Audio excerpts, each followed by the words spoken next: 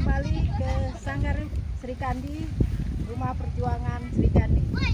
Kali ini kita melakukan siaran dengan outdoor. Nah, Sri Kandi mempunyai kegiatan penanaman rehabilitasi mangrove dan pohon-pohon keras lainnya sebanyak 20.000 bibit, dan itu disebar pada 3 kecamatan: Kecamatan Tanjung Pura, Kecamatan Pangkalan Berandan, dan Kecamatan Pangkalan Susu. Nah, bersama saya adalah tokoh-tokoh kelompok yang ikut melakukan penanaman rehabilitasi mangrove dan penanaman pohon keras lainnya. Ada tokoh pemuda dari Fossil Free Sumatera Utara, Derimba, ada ketua kelompok Indah Lestari,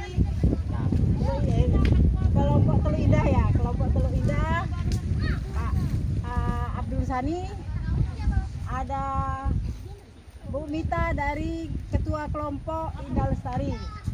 Nah, ini ada anggota kelompok dari Siur Bersatu. Nah, kita mau tahu mereka melakukan penanaman itu apa sih maksudnya dan apa motivasinya mau melakukan penanaman. Kalau orang-orang bilang kan, aduh itu pekerjaan orang yang nggak punya kerjaan ya Pak ya, seperti pekerjaan yang sia-sia dan lain sebagainya. Mungkin saya ke Pak Abdul Sani atau lebih dikenal dengan Pak Ucok dulu. Pak Ucok, ini kan lahan ini merupakan lahan ajuan HKM ya, 90 hektar. Nah, ini di wilayah kelola dari kelompok Teluk Indah. Mungkin Bapak bisa menceritakan apa sih motivasi Bapak itu untuk melakukan rehabilitasi ini dan penanaman pohon-pohon keras lainnya. Yang pertama, untuk penghijauan kembali dari lahan yang alih fungsi menjadi hutan mangrove. Ya. Yang kedua, penanaman hutan mangrove dan hutan kayu lainnya untuk menahan abrasi di tepi pantai, jangan sampai ke pemukiman masyarakat. Yang ketiga, bisa menambah penghasilan ekonomi kelompok serta masyarakat yang ikut beraktivitas di area kelompok tersebut. Oke, Pak. Luar biasa. Mungkin kita ke Adik Rimba ya, seorang tokoh pemuda dari Fossil Free, mewakili Fossil Free Sumatera ya, Sumatera Utara. Sebenarnya apa pandangan Adik Rimba tentang krisis iklim dan kerusakan lingkungan? Nah, kita pengen tahu nih apa pandangan dari anak-anak muda sekarang. Apakah krisis iklim itu hal yang biasa, kita sih mau happy saja gitu. Mungkin Adik Rimba bisa memberikan pandangannya sedikit. Terima kasih Bu Mimi. Saya selaku perwakilan dari Fossil Free Sumatera Utara mengikuti kegiatan menanam di Pangkalan Susu, Kecamatan Berandan ya Pak, Kecamatan Berandan Barat. Ini karena kita mengetahui bahwasanya hari ini krisis iklim itu nyata dan itu terjadi hari ini. Maka kami dari Fossil Free Sumatera Utara berinisiatif untuk mengikuti kegiatan menanam untuk mengurangi namanya polusi udara. Karena dari menanam itu Bu, kita bisa menambah oksigen lagi di bumi dan kita bisa mengembalikan lagi fungsi bumi semestinya, dan kita bisa menghijaukan bumi yang saat ini lagi mengalami krisis begitu. Nah, selebihnya dari kegiatan menanam ini merupakan bentuk dari rasa manusia mencintai alam dengan menanam. Menanam itu bisa kita artikan berarti kita mencintai lingkungan atau kita mencintai alam ini agar tetap lestari. Mungkin itu Bu Mimi. Oke. Terima kasih.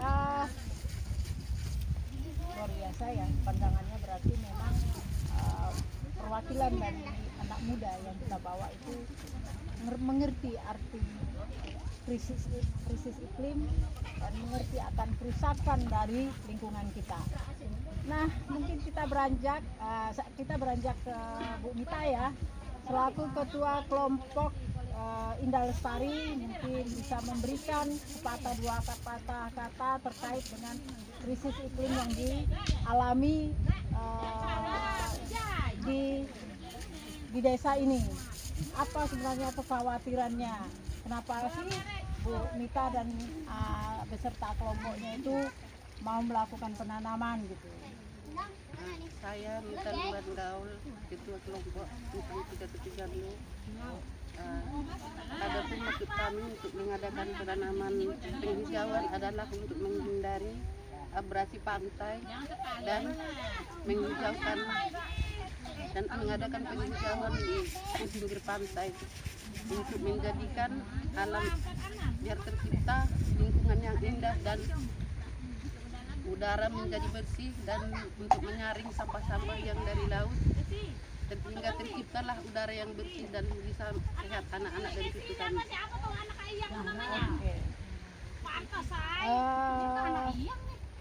Bu Mita selaku ketua kelompok Indah Lestari, dia juga merasakan bagaimana abrasi juga terjadi ya Bu. Iya. Baru-baru ini udah masuk ke perkampungan, lokasinya ya Bu. Nah, udah merasakan bagaimana kehancuran lingkungan kita. Nah, begitu juga sebenarnya banyak faktor yang menyebabkan kehancuran lingkungan kita. Nah, faktor pertama itu karena rusaknya habitat mangrove dan pohon-pohon penyangga untuk menahan abrasi itu sudah mulai sedikit menipis gitu ya Pak Ujo. Nah, saya mau ke Bu Agustina selaku anggota kelompok Sesiur yang merupakan artis film nih Pak, film Barat Lipa, film Sesak juga dia ada gitu ya kan. Nah, apa sih dampak dari krisis iklim bagi kehidupan Bu Tina itu? Mungkin Bu Tina itu kan bisa menceritakan apa yang dialami sebenarnya, apa sebenarnya yang terjadi dalam kehidupan sehari-hari Bu Tina yang selama ini mengandalkan laut itu sebagai mata pencarian utama bagi Bu Tina. Mungkin Bu Tina bisa cerita. Ya, saya Diani Agustina berasal dari kelompok Sesiur Bersatu. Saya sendiri mengalami sangat krisis ya untuk laut, untuk hasil tangkap laut itu sangat krisis. Dan saya mengharap dan saya juga mengajak anak-anak dalam ikut serta untuk penghijauan ini agar kita bercocok tanam sekarang dan kita panennya nanti di hari tua kita.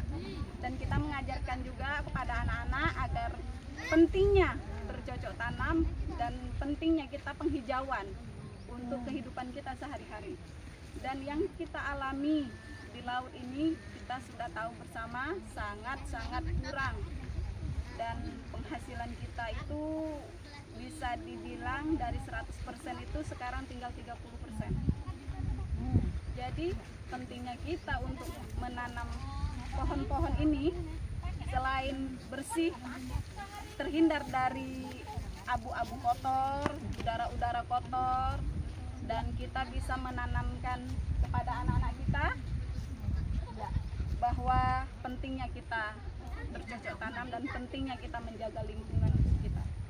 Oke, Bu Tina juga selaku motivator bagi anak-anak ikut juga menanam pohon, menjaga lingkungan. Karena apa? Karena tahunya Bu Tina bagaimana rusaknya lingkungan yang dialami, dia mengalami langsung akibat dari rusaknya lingkungan, berkurangnya mata pencarian, timbulnya penyakit pada anak-anak, itu yang dialami itu kan Bu Tina. Nah, mungkin Pak Ucok bisa menambahi sedikit apa sih akibat yang lebih ekstrim lagi akibat dari krisis iklim ini gitu. Mungkin Pak Ucak bisa menambahi tentang itu. Saya cuma bisa menambahkan karena hutan kita sudah mulai habis, udara sudah mulai kotor, nggak bersih lagi, penyakit di mana-mana menyebar. Dengan menanam mangrove menghasilkan karbon dioksida dan oksigen yang bisa merubah udara atau cuaca yang menjadi lebih bersih. Dan dengan mangrove, walaupun saya nanti nggak sampai menikmati hasilnya, mungkin anak cucu saya bisa menikmati hasil jerih saya menanam mangrove bersama 3 gabungan kelompok dari Smasiur, Air, kemudian 3 Tepi Gandu, dan saya juga selaku ketua kelompok. Berterima kasih kepada Ibu Sri Kandi yang rela meluangkan waktu untuk melakukan kegiatan di kelompok saya dengan sukarela. Mudah-mudahan kami tak bisa membalasnya, kami serahkan aja sama Allah. Semoga anak cucu kita menikmati hasil tanaman kami dengan gabungan 3 desa. Terima kasih. Oke. Sekali lagi, Sri Kandi punya misi untuk melakukan penanaman di 3 kecamatan dengan target 500 hektar hutan desa maupun perhutanan sosial. Dan misi Sri Kandi adalah meningkatkan perekonomian bagi kelompok perempuan dengan memanfaatkan hasil hutan-hutan kayu. Nah, kemarin itu kita juga sudah melatih bagaimana pembuatan piring dari lidi nipah, lidi sawit lidi nipah yang kita utamakan. Jadi memanfaatkan hasil hutan yang memang bukan kayu. Lalu kita juga sudah melatih ibu-ibu ini membuat terasi dan bagaimana memasarkannya. Nah, saya ingin kembali deh ke Toko Muda, kayaknya penting banget ini.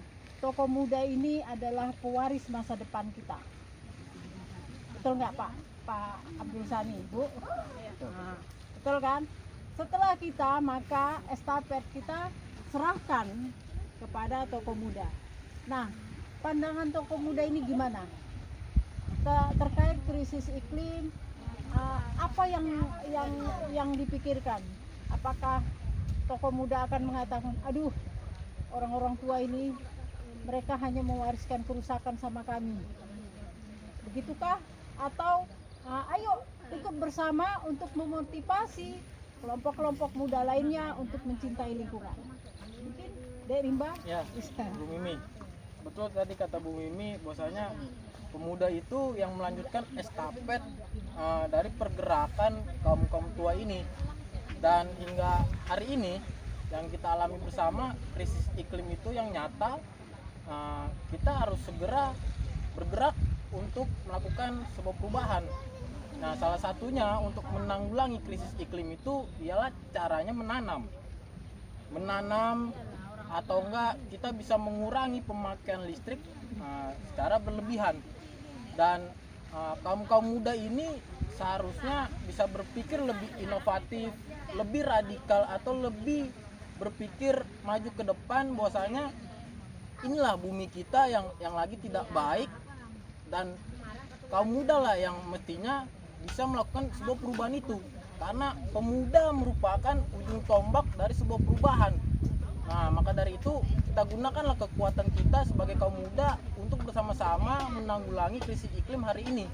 Dan dari kegiatan penanaman ini merupakan sebuah bentuk perlawanan terhadap krisis iklim. Nah, krisis iklim ini mesti dilawan dengan cara menanam. Dengan menanamlah kita bisa menumbuhkan kembali atau bisa kita kembalikan lagi fungsi bumi seadanya, untuk kita sesama manusia bisa saling berdampingan dengan alam, tidak lagi merusak alam, dan kita bisa merasakannya sampai anak cucu kita nanti. Mungkin itu Bu Mimi. Karena mungkin waktunya sudah mau sudah lewat ya Maya, mungkin kita padatkan pada sesi kali ini. Nah, sekali lagi saya tekankan bahwa hilang hutan maka hilang peradaban. Kerusakan hutan, deforestasi itu diakibatkan oleh alih fungsi lahan, penebangan liar, dan ulah dari tangan-tangan manusia yang tak bertanggung jawab. Ada juga bukan hanya tangan-tangan kita yang tidak bertanggung jawab, kebijakan yang dikeluarkan yang itu tidak memikirkan masa depan bumi ini. Jadi jangan lagi acuh terhadap kerusakan lingkungan. Mari bangkit bahwa alam kita sedang tidak baik-baik saja. Alam kita sedang sakit. Kalau kita tidak ingin musnah di bumi ini, maka jaga alam kita, obati dia dengan cara lindungi hutan, lindungi pohon-pohon yang ada, lindungi habitat-habitat yang ada.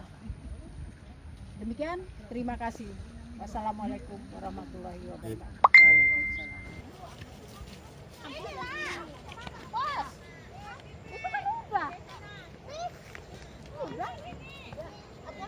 Jarang lah.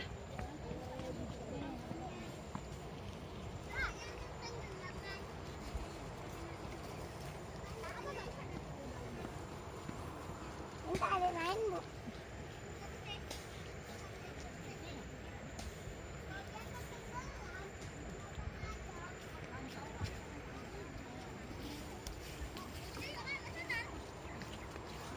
Kenapa diangkat-angkat?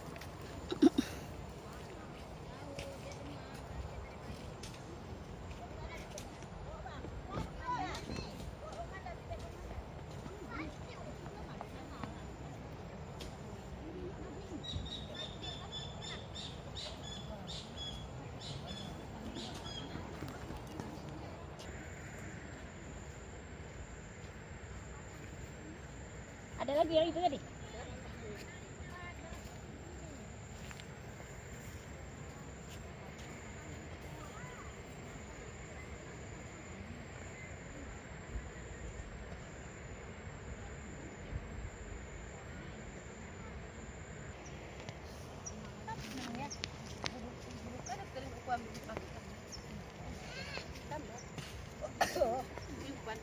Alhamdulillah.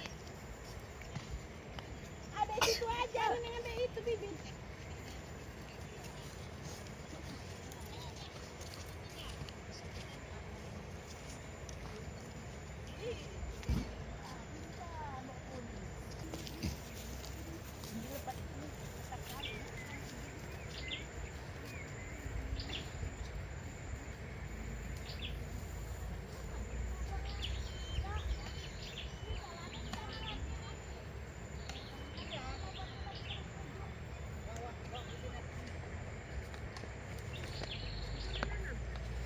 Pak Uca, ini tambak siapa?